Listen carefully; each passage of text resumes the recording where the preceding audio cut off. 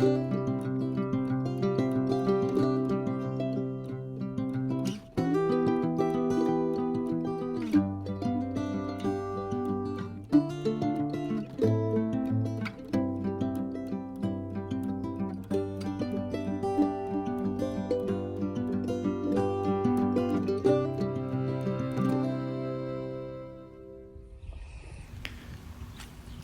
everyone, it's Anne at Martin House Flowers. It's the last week of July, and I thought I'd take a walk around the garden. We've had about 2 inches of rain in the last day or so, and it was much needed because here in northern Illinois we were experiencing some really high humidity, and it's nice to take a break from hand watering because right now I'm still hand watering everything in the garden. We have purchased some drip for the raised beds, but didn't get a chance to install that yet with all of the construction that's going on. So I did a short video the other day of growing flowers in the veggie garden, and but unfortunately my husband thinks that they're taking over. I don't think so, but anyway, we've got a beautiful growth of marigolds and nasturtiums. The yellow ones happen to grow in this corner over here. On the other side, the orangey ones were growing next to the red and orange dahlias, which is just worked out that way. So these marigolds, it's the first time that I was successful in growing them from seed, and I think it's because I started them under grow lights. Last year I tried to direct sow them and they didn't work out. Coming up in this bed, the amaranth celosia that's in bloom in a beautiful fuchsia pink and a red and a yellow. The amaranth has not yet bloomed, but the foliage is gorgeous. That's blue salvia that's starting to bloom beautifully. I think this is pink lemonade cosmos, and there's probably some white cosmos in here too.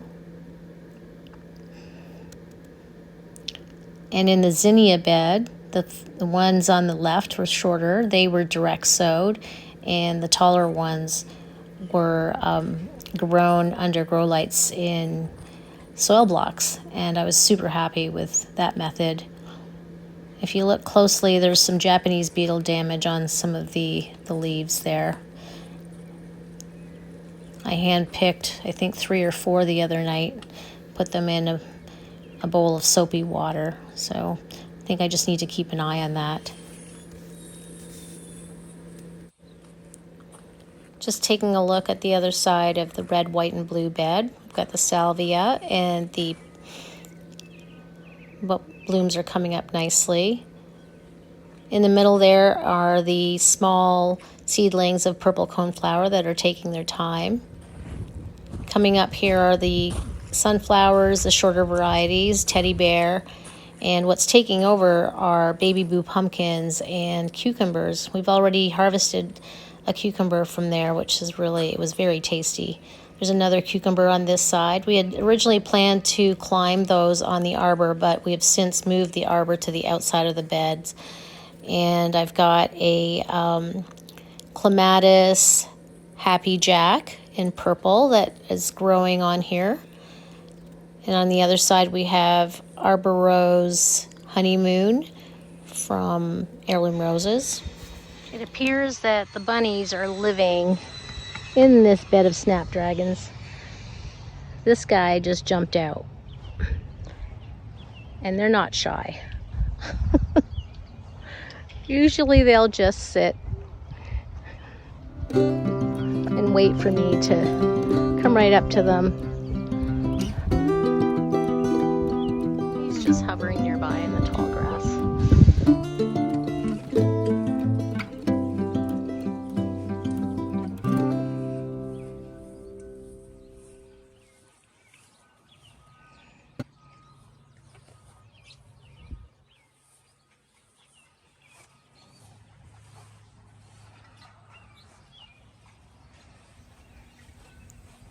I'm so happy about my quick-fire fab hydrangeas. We just put these in last fall, and they've quickly turned pink, and it's only approaching the end of July. So I thought I had read that they turn pink when it gets cooler, but it's really been quite warm. So anyway, I'm loving the color.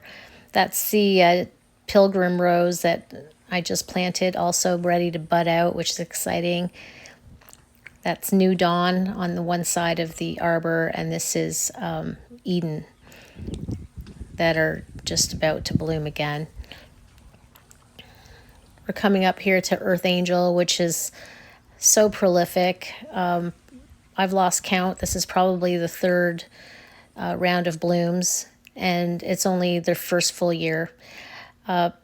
Proven winners Let's Dance Skyview, if you recall from previous videos, they had gotten very scorched. All of the blooms were completely browned, and I cut it back, so all that new growth is starting to come back, and there's a bloom. There's the other Earth Angel.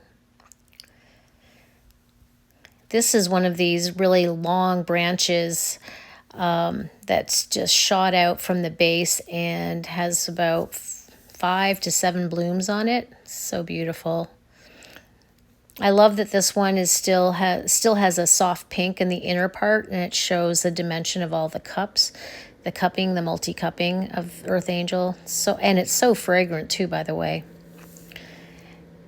Coming up here, this is Distant Drums with the very defoliated canes because it got a lot of bug damage. And of course, my most prolific Tchaikovsky in the buttery off-white creamy yellow. And another rose about to bud out. I did cut back Veronica, so we should be seeing some blooms there soon. That's just the new no-dig rose bed in the distance there. At last, by Proven Winners, Last Roses. And also, after cutting back the Cat's Pajamas Nepeta, they're all bloomed out again. So that took a whole 2 weeks. That is Queen of Sweden. These two on the left here that are ready to bud out, I'll be sure to record that. That pink droopy bloom over there is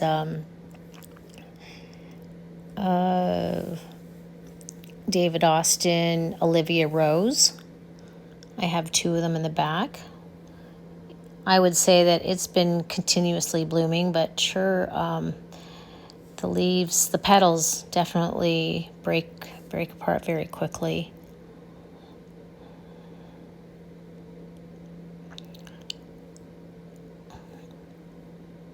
This one is Parfuma Madame Anisette.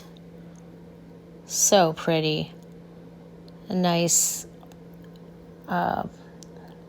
creamy white rose.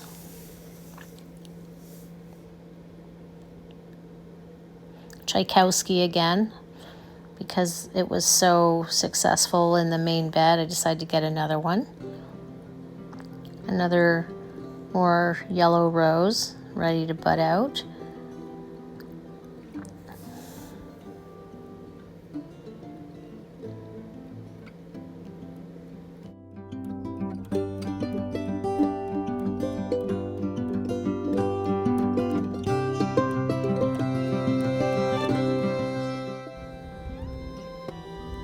Also blooming are my Rose of Sharon. I think this is Blue Chiffon.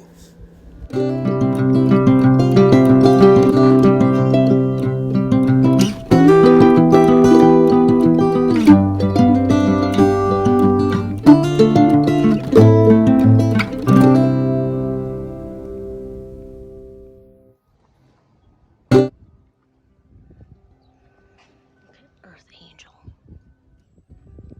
Just in her first full year. She is a continuous bloomer. Look at that. As the sun gets more intense, she gets more bleached out and she gets more white. But in this image, you can actually see the soft pink in her multiple cups in the middle. Whereas the base of her, the older blooms are already pretty white. But you can see this is a big shooting arm out here. And she is so fragrant.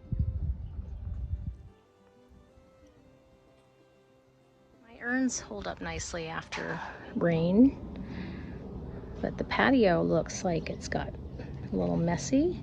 Serendipity alliums starting to bloom up, and Kiss Me Kate is going to have her third bloom.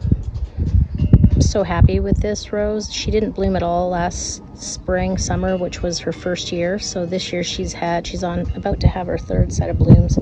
First one was against the lattice. Second one was this one to the left.